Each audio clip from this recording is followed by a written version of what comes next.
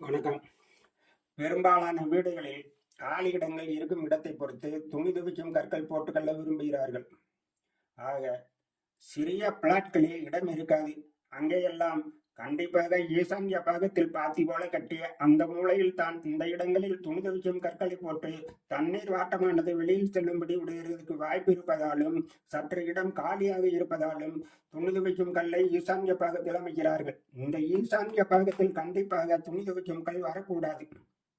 அப்படியே வந்தாலும் தரைதளத்தோடு ஒட்டி கீழே இருக்கும்படி போட வேண்டும். இப்போது துணி துவைக்கும் கற்களை கிழக்கு நடுபாகத்திற்கு தெற்கு புறமும், வடக்கில் நடுபாகத்திற்கு மேற்கு புறமும் போடலாம். இந்த இடங்களில் துணி துவைக்கும் கற்கள் கண்டிப்பாக வரலாம். இவ்வாறு துணி துவைக்கும் கற்கள் கண்டிப்பாக வரலாம். இந்த இடங்களில் போட முடியாத போது தெற்கிலும் மேற்கிலும் காலி இடங்கள் இருந்தால் நமது சௌகரியத்துக்கு தகுந்தபடி துணி துவைக்கும் கற்களை தாராளமாக இந்த இடங்களில் அமைக்கலாம். எக்காரணம் கொண்டும் இந்த இடங்களில் துணி துவைக்கும் கல் மற்றும் உயரமான அமைப்புகள், சிறிய ரக தண்ணீர் தொட்டிகள், மேல்நிலை தொட்டிகள் போன்றவைகள் வருவது தவறாகும். இந்த இடங்கள் எப்போதுமே ஈசான்யம் காலியாக இருக்கும்படியே நாம் பார்த்து கொள்ள வேண்டும்.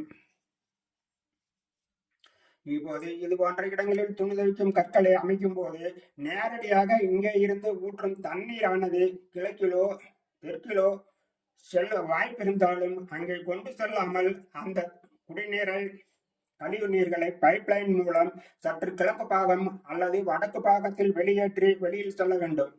இப்போது வீடுகளுக்கு தெற்கில் மேற்கில் தான் வடியால் வசதி இருக்கிறது என்றாலும் இந்த பைப்லைனை நிறுதி மூலைக்கு கொண்டு சென்று வெளியேற்றக்கூடாது. எக்காரணம் கொண்டும் அது தவறாகும்.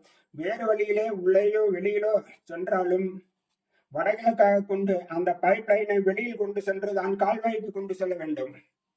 அவ்வாறு இடம் இல்லை என்றால் நாம் கொண்டு செல்லும் அளவிற்கு சற்று சுவர்களை குறைத்து நமது இடங்களில் வாய்ப்புகளை ஏற்படுத்திக் கொள்ள வேண்டும்.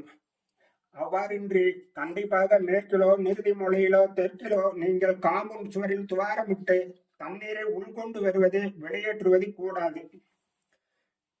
இனிமேல் துணி துவைக்கும் கல்கள் நீங்கள் போட ஆரம்பிக்கும் போது இது போல ஈசான்ய பாகங்கள் தவிர்த்து நாங்கள் குறிப்பிட்ட இடங்களில் நீங்கள் போடலாம்.